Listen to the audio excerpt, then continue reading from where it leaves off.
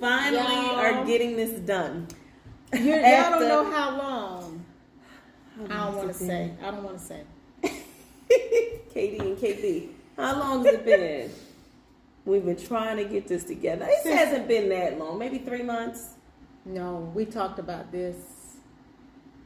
It might have been January. Beginning of the year. I think we talked about it at the beginning of the year. Oh, wow. I do. Yeah. Well, I know. But it's my months, my days, I've been told by 3 different people now. And I got to figure this out that I need to get my months right. Because I'm saying 8 months and it should be 6 months. I'm saying 3 months and it's really 6 months. Time is going by so fast right now. And I don't know what it is.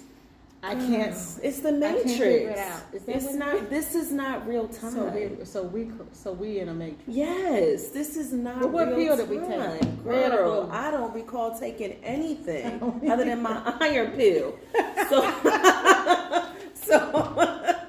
which I need to take. Oh my God! Probably why I'm sleepy right now. I know. But yeah, it's been a minute. But we're here. We finally made it on here, you guys. To talk, to chat. Y'all just don't know. Miss Carrie, baby. Miss Carrie, baby. See, she can sing too. I can't. No, I can't. It's with certain songs and certain notes. I can't do any of them. You do know that one of my goals is to be a one-hit wonder. No, it is. What you gonna one-hit wonder? Listen, I know I can make a hit. I can make a hit, but it's got to be rap. Oh, absolutely. You know I'm a rapper. Yes. So you see me in action. Yes. You know what I mean? We're not even gonna go there in the studio trying to make a beat. Look. In the studio trying to drop some heat. In the studio. Life's a niche. What? Life's a niche. What? This might be a niche. What? Let me stop. Because we will totally get off track. It's just water, y'all. Yes. Never water. Got some water in here. Water. Oh my goodness. So what's up, girl? We got a lot to talk about. We always have a lot to talk about, right? We get on the phone. Mm-hmm. We play catch up. We do. And as soon as we catch up, then there's more catching up. Yes. It just seems like and it rolls. You can't get ahead of it, right? Yes, that's right. It's so much going on right now. There is. And we've been talking about everything from men, relationships. Did you have to say them first? Look, we've been talking about everything from money. We have talked about to building business. We're not gonna put them in. Where you want to put them? In the middle. In the middle. In the middle. We're gonna put the men down. Don't let them get lost in the middle. Let's put them number 3. I'm just kidding. We don't ever want to put our men down, but we're not gonna start with that. Are we gonna start with it? We can. Let's do it. Let's start with the men. Let's start with the men. Honey, okay. We just talked about what we wanted in our 20s. Yes. And what we need now. And 2 totally different things. Should you? What turned me on? What lit my fire? Ooh. In the 20s. Yes. Go ahead. Does not light my fire in my late 40s. Like I just turned 49. So. Girl, you look good. 49 where? Honey, 49. 49. Trying to stay fine at 49. Beautiful. With your green on. Look at the Delta I see you with your green. And the AKA. Look this is red. Burgundy. It no, it does look crimson. A little bit, right? Crimson. But we do we need to change? I actually was going to wear a Kelly green shirt. That would have been hilarious. That would have been really good. But green looks good on it does. So, it looks really pretty. And green is a color of prosperity. That's right. That's exactly right. It attracts. I just say it just attracts growth and wealth and everything. So good choice. Good on it. Sure. Delta can rock a little green every I know you always want to. Oh, look at that. Look. Here we go. But see how we get off track. And we both 7s though. Yes. Oh, yes, but wait a minute. Show them your pink nails. Oh, check this out. Wait. Look at that. Look at that. That's the first thing I noticed. Head and white. I said, Lord, look at those beautiful pink nails. Yes, you did yesterday. It's like, girl, those nails look so good. They look so good. In the summer, I do it all. I just had blue nails. Did you? I've never done blue. Oh, I've never done blue. I'm gonna show you a blue that you're gonna love. Really? Yes. I did blue, and then I said, okay, let me go pink. Really? It is. Now, dark blue or light blue? She likes every shade of blue. Okay. It seems like This was kind of like a light turquoise in between, kind of like a Tiffany box almost blue. like a cotton candy. Yeah. That whole cotton candy Yes. scheme of Yeah. colors, where you have that pale pink, That's that right. pale yellow. That Mm-hmm. In Those the are pretty. summertime, that's what I do. Yeah. They know me, and I mean, it's funny at the nail shop. They're like, "Oh, summer, Katie, you gonna choose some Yeah, colors?" she gonna choose some colors. And I just go bold. I'm love like, it. you know, it's summer. Well, honey, you can't go wrong with this. Listen, girl. The Don't let the subconscious color fool mind y'all. is a Look, don't let it serious fool thing, y'all. isn't it? Lord have mercy. Then here we go with this. Let's get on these minions. Okay. Yes. So what we wanted in our 20s is really not what you need in your 40s. Say I'm that. not going to say it's not what you want. It's definitely not what you need. Okay.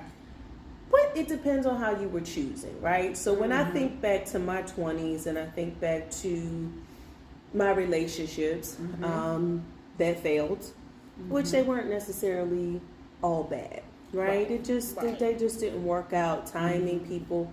Right. The men, it takes a much longer time for a man to mature, right? So Yes, what it we does. want, In our 20s, they want it, but do they really want it? some do. Okay, But that's a small percentage. it's a small percentage. I It's think probably the even majority smaller of them- now. Absolutely. It's I probably think even so. smaller now. I think it's much smaller. And you find that, out of all 20 guys in a lineup, it might be one brother or other who's like, oh, I'm ready to get married. I'm ready to have a family. I'm ready to start my life. And then everybody else, for a lot of, I would say, our black men, I think they're so busy chasing that, gotta get the bag, gotta get successful, I gotta have these things before I bring on a family, or before I settle down. But are they thinking like that now? This is where it's changing, right? Like, I think for us, and where we are, that's what it was for us. But being the parents now of teenagers, my son is actually 20, my daughter's 12. These kids are different. I don't think that everybody is about me, right? That's true. So the independence of the woman has taken off, where it's like, do I even need to get married? Yeah, You're right about that. Women are making more money nowadays than ever. Yeah. It's just a different. We're headed in a different direction, and it's almost scary. I was about to say, is that direction good, or are we somehow losing sight of the value of family? Oh, absolutely. Okay. I would agree to that, but I would also say the definition of family has changed tremendously, right? It's no longer traditional. Right. I don't have a traditional family. You know what I mean? But it's still, and when I talk to my daughter, she'll say, oh, she'll be talking about a friend and they have the mom and the dad in the household. And that's the family. Well, we have a family too. Just because your dad's not in the household doesn't mean that this is not family. Right. It's just not your quote unquote traditional family. That's true. Same here. So, we both have our mothers in the household with us. So I think I think it's different. It's just different. And for me, I would love for both of my children to get married. Right. Neither one of them have the desire to. Really?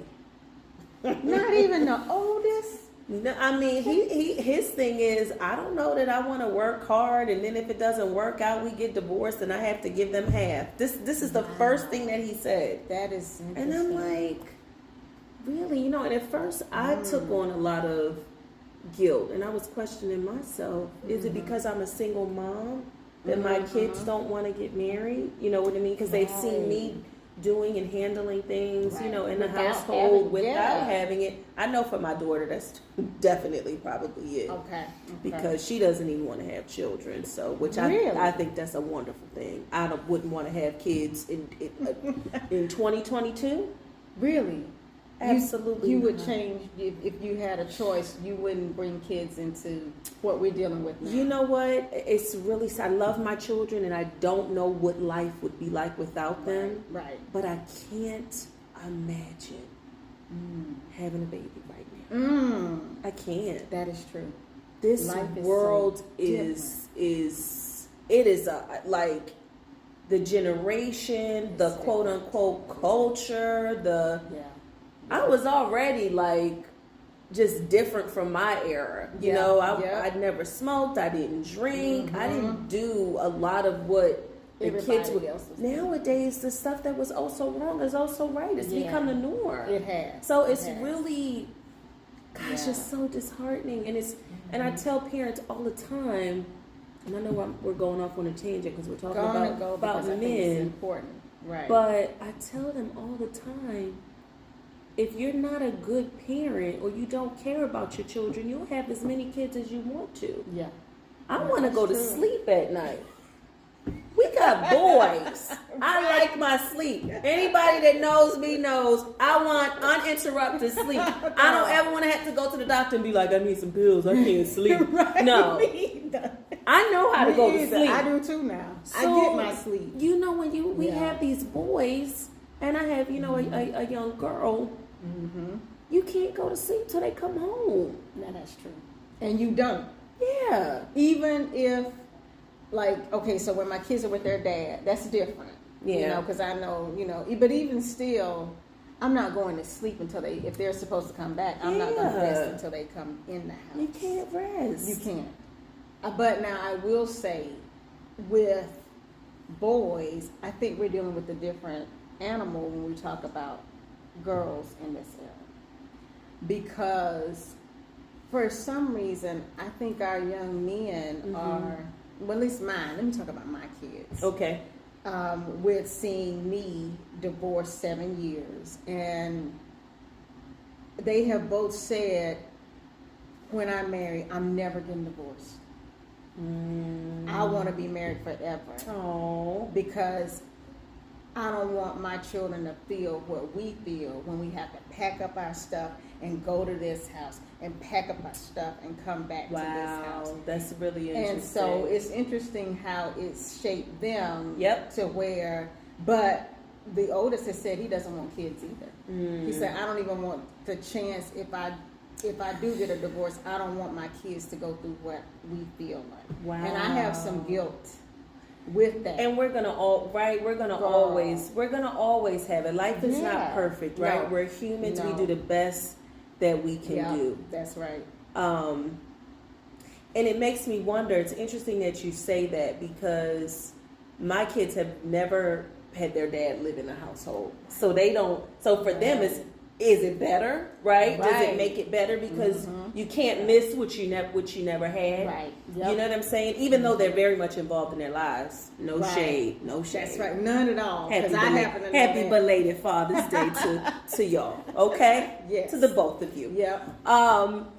But you know, it makes me wonder. It's very interesting that your kids would say that they don't. Everybody has a different experience, which causes them. It's the reason why we make the decisions we make. We do the things that we do. Our behavior is what it is, and a lot of times those things are suppressed. And it's not until something happens where it's triggered. That's right. Yep. Right. So that's interesting. But it's valid. It makes sense. I get it. Right? I totally get it. Because my parents never divorced. Yeah. So I don't know what it feels like to have that, I think, almost insecurity. I think they feel a little insecure in the whole family dynamic that we have going on right now. In comparison to friends, in comparison to society, the kids at school. Yep. Okay. Because at first, and it's interesting when they found out, because we kept our divorce from them for quite a while. Did I ever tell you that? No, girl. Do tell. Honey. No, you never told me this. Girl. So y'all was still just like living in the house as roommates, going along. Yeah. How long? And what was the breaking point? That's what I want to know. I'm gonna have to tell you the breaking point. Yeah, off camera. I'm gonna give you the breaking point. Okay. I want to tell it. A year and a half. We divorced in 2015. Their dad moved out 2016, almost 2017. But was that by choice or was that for financial reasons? I think it was a little bit of both. Okay. Definitely financial because he is their father, and we were, in my opinion, friends. Mm-hmm. You know, even though the marriage didn't work, obviously we chose each other at some point. Absolutely. And I didn't want him to just I know what it's like to have to get a deposit and pay down payments and, you know, move and start over again. And I didn't want him struggling trying to do that. And then our kids don't have a place to really go to that's really comfortable. So you wanted to set him up to thinking about your children. Right. Yeah, exactly. And saying, hey, stack money. Just stack some money. But then I think it became an issue of, I don't know if he would have left if we wouldn't have had a breaking point. Because I'm like, we're divorced. We're not telling our family. My parents knew. Really? No. I think, is this a South Georgia thing? Girl, I don't know what this is. I know somebody. Crazy. I do not advise it. Living a straight up life. How do you do that? Actually living a double life. Because I'm assuming that you probably weren't dating. I know he was. And then coming back into the house. Girl, it was a mess. Let me just tell you this. You are a better woman than I am. So many people said no that. way in the world he would have been in the shed. Girl. So many people and not said my that. she shed. Right. And I didn't have a basement, so we couldn't go in the basement. But that was a choice we made at the time that we thought would be beneficial for everybody. And actually it turns out right, and not me, because I wasn't gonna the kids. Yeah. Your and children. it's hard to date. Well, first of all, dating to me, that you need some time after you divorce. Yeah. So I'm not even gonna go there with the whole dating thing. But it is hard to heal. Yeah. Yeah. And you don't even know you really, because you're like, well, you got a divorce, so obviously you knew what was gonna happen. You knew, things were gonna fall apart. So you must have been emotionally prepared, but you're not. Until you have that last bit of clothing go out of the house, that last suitcase leave the home, and then your kids are standing there like, what happened? And that's what happened. They felt like we lied to them. Yep. We did. That's the difference between South Georgia and Jersey. Is that what it is? That's the difference. I'm like, listen here, babies. Listen, this is not working, okay? That's how you So your dad's going to have to go, or I'm going to have to go, and you're coming with me, and you'll see him on the weekends. Is that how you handled it? No. Well, my kids were young. They were little, so they didn't even know what was going on, right? Okay. Gotcha. But as they got older and asked me, I'm as straightforward as I can be with my kids without tarnishing the innocence. Yes. But we have open dialogue. Okay. And we talk, and that would have been really challenging for me to do. But your kids were young too. They were young. Time. So. But I would have set them down. I'm a communicator. I'm the type that's like, everybody come to the table. We got to talk. Okay? Right. You bring what you need to talk about. You bring what you need to talk about. Right. This is what I need to talk about. But we're going to talk. We're going to talk about it. Because I can't walk around with the elephant in I cannot do that. Oh, baby, we went on vacation. We went to family reunions. Ooh. We was something else. I don't know if he'll ever come on this podcast, but if he does, I just want to sit and be like, why did we do that? Oh, that was just two Geminis. Girl, I'm born on the same day. Four crazy people in a room. Four crazy people. It was a mess. Wow. It was a mess, and I think we thought, because first of all, neither one of us like confrontation. That was first. Yeah. I have since grown through that. Thank you, Jesus. I've healed from that. This confrontation is healthy. It is very healthy. But that was, I think that was the catalyst for it. And so we didn't say anything to them, but they, as they've gotten older, they're like, why didn't y'all tell us? You know, all that time. How old were they? How old was Brian and Charlie? Let's see. He's 14 now, so he's 7. And Charlie would have been probably either 6 or 5, almost 6. Okay. So they were still really young. They were young. I understand. They were very young. I just don't know that I would have been able. I don't think I would have been able to do that. I wouldn't advise it. I would definitely say if you're gonna divorce, you know, make a clean break, go on and leave the house. Yeah. And go ahead and start your counseling or get yourselves together as a family. Yeah. And then start to talk through it and heal through it. When they say, wait a minute, well, when did y'all actually divorce? What? Yeah. We went to such and such. We went to the beach together. And because we got along great. Yeah. Because we're friends. You're friends, yeah. But that was so it not made wise. it easy to. Right. But when you were fed up, I'm assuming it was you who was fed up. It was a wrap. It was done. Because and then I it was like the smoke. Sick of the lying. I think that's what it was. I was like, we have to tell. I mean, people don't know where. I mean, my best friend knew. My parents knew. You know, a couple of my cousins. But they were lying. We were going to church together and everything. And girl, so that look, got. And to I'm me. an actress, honey, but I couldn't even pull that off. I could. And it ended up that. backfiring because what we thought would be beneficial to the kiddos really hurt them. I think it hurt them deeper than had we just sat at that table, and that's why we do that now. Yeah.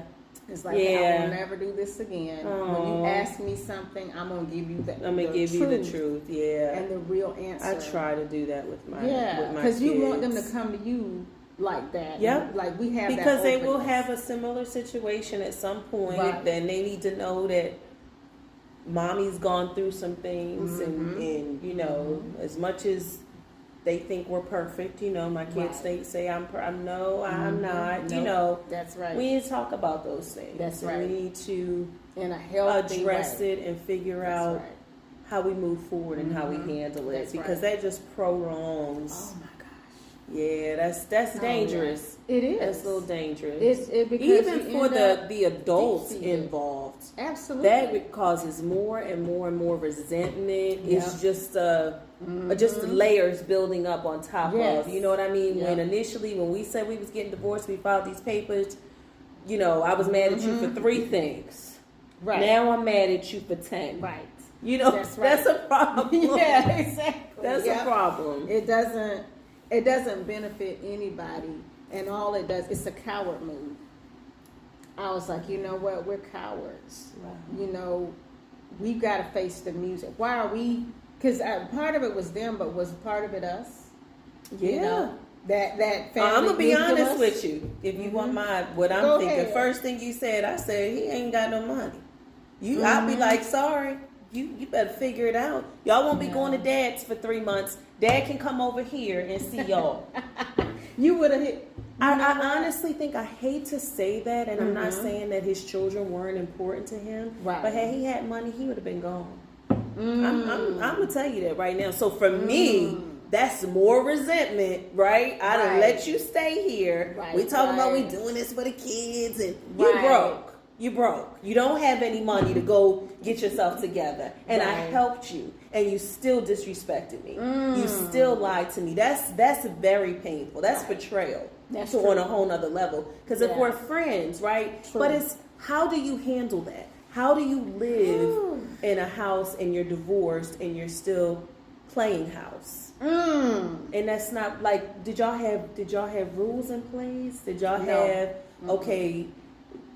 so he would stay out all night if he wanted to, or did he respect the household? Like, how does that work? It was funny. So after we divorced, then he was more in line with respecting the household after the divorce. So the kids were not aware of any change, but we weren't in the same room.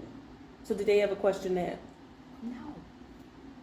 Amazingly, they didn't, or they might have at one point, like, and we may have made something up about, you know, daddy's got a cold or daddy's sick or mommy's sick or whatever, and then we just never got back in the room. And they, you know, kids are smart. They are. They don't say anything. They're like, oh, okay. But they notice, because now, as we're talking to our teen men, our growing men, now they're like, we didn't believe. We didn't believe that. And I know who said all of that. You already know who it was. I know which one. And I was like, what do you mean? You think we believe that? You think like nobody's sick for 2 months? It's like nobody's a project for 3 months. Right. And I'm like, you okay? All right, but they just held it in. Yeah. Never questioned it, because I think kids do what adults do when you don't really want to know the answer. When you don't really want to know the answer, when you really don't want to answer, you're not going to ask. Yeah. Adults do it, kids do it too. And I think I think they walked around like, if I say something, then it might be something I don't want to hear, so I'm not going to say anything.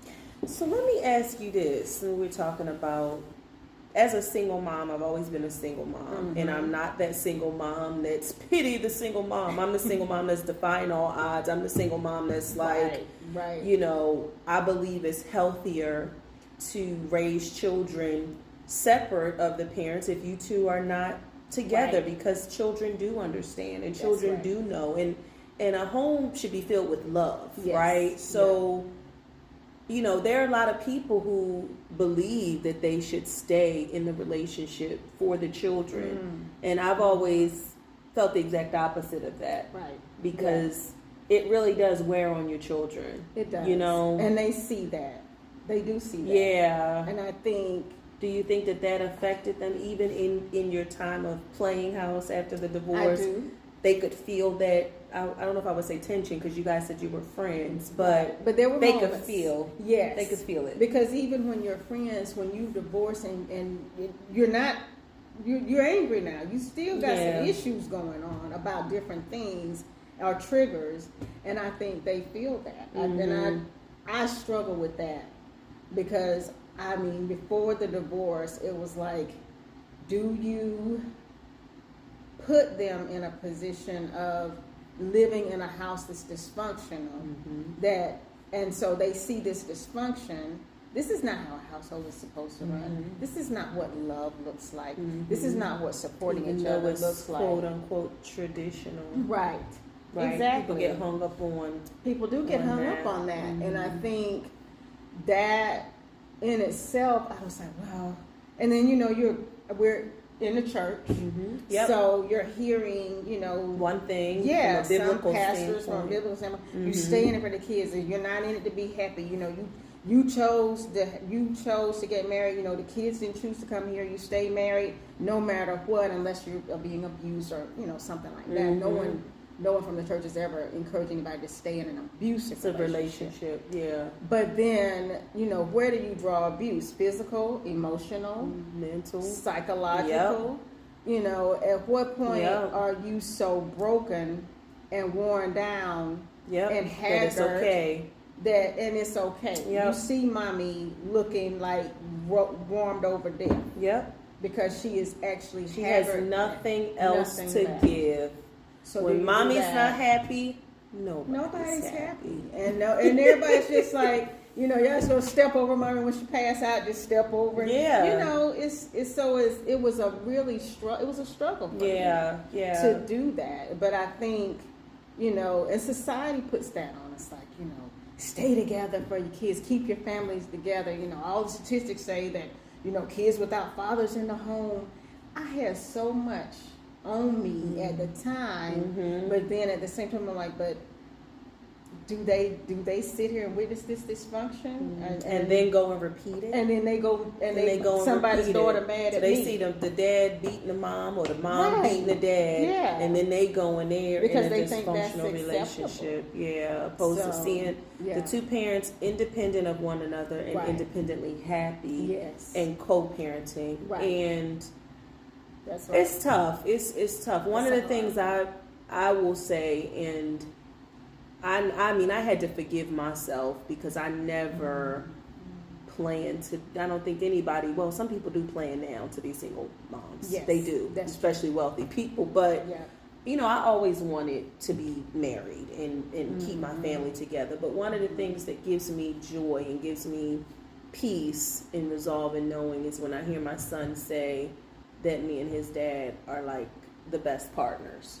Oh, that's you know what I mean? Like we're the staple, the poster parents for co-parenting. Yeah. You know what I mean? So, you know, it makes me feel good. Yeah. It makes me feel really good when I hear that. So, you know, I mean, we do the best we can do. None of us parenting didn't come with a pamphlet. It didn't come with a guide of how to do things. So we do the best that we can do. Yep, that's right. We try to make the best decisions that we know how to make, but it's challenging. We're winging it. Yeah, we really are winging it. We really are. Like, and what works for one family is not what works for another family. No, not at all.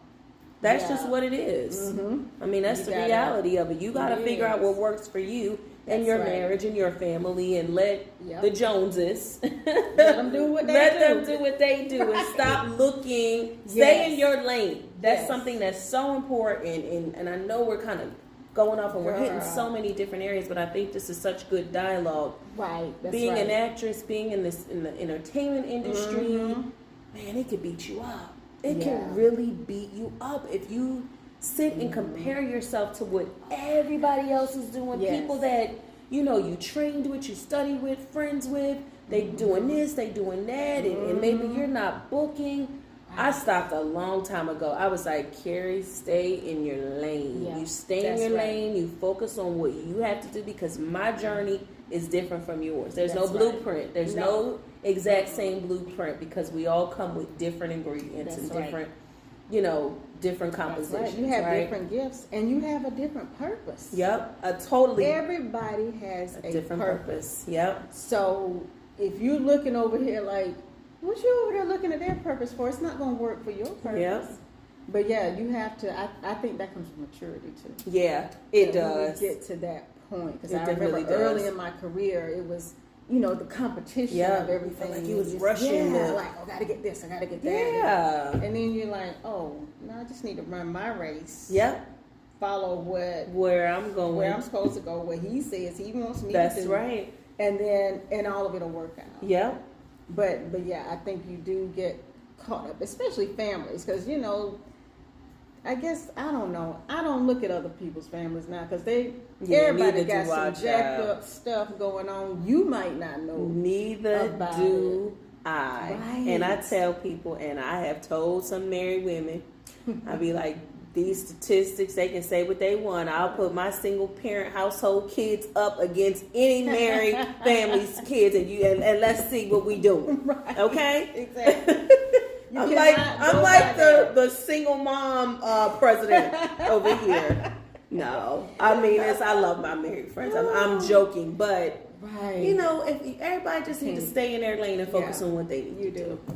So. Do what you need to do for your family. To keep them whole, healthy, safe, and productive.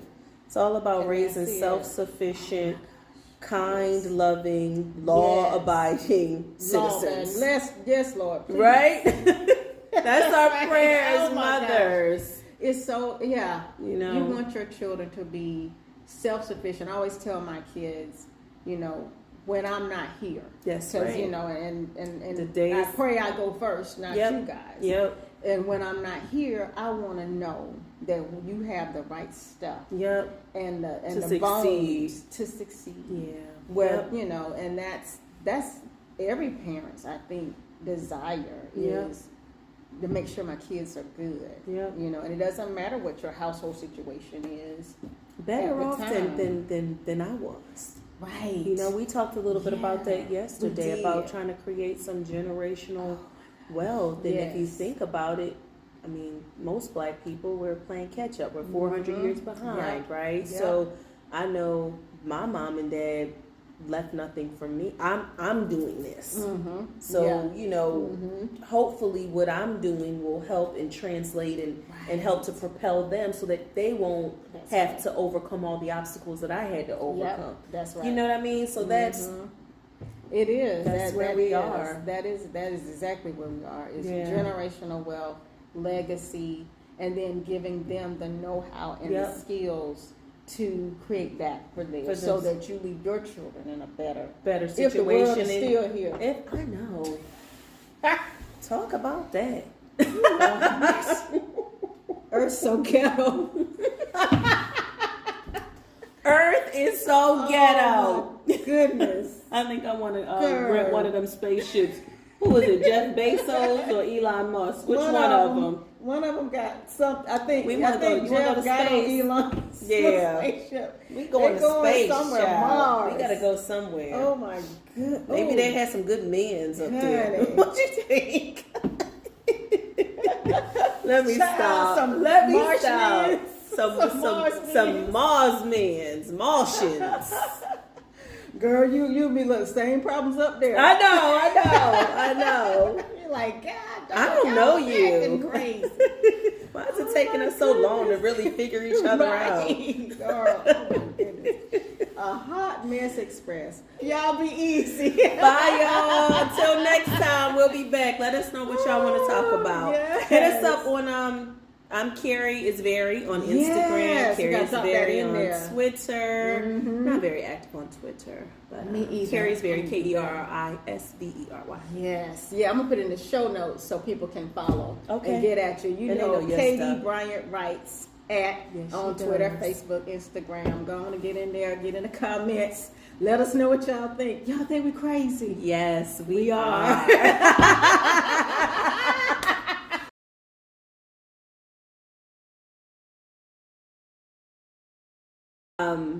What we want in our 20s is different than what we want in our 40s. Absolutely. And, I know for me, in my 20s, I was, I can remember my first love, my first real love. In your 20s? In my in my teens. love? Okay. In my teens. It was my high school, and then I went to college with him. Look, he was older than me, but, star athlete, and he was so good to me, though. And I was so naive. I did not think he was cheating on me. Everybody would be like, girl, he's the top 10 best. I was like, and he's with me.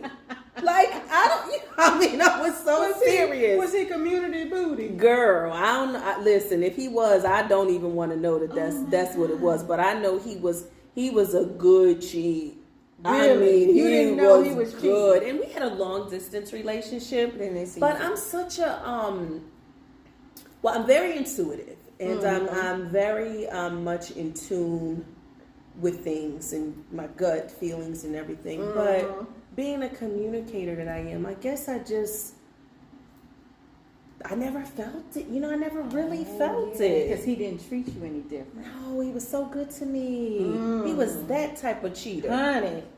And I was young, girl. I was getting all types of gifts in the mail, and he was just a very kind person. He was very nice to me, very good to me. So I was devastated. You can ask some of my college girlfriends. Like, they would come and knock on the door. I had bunk beds.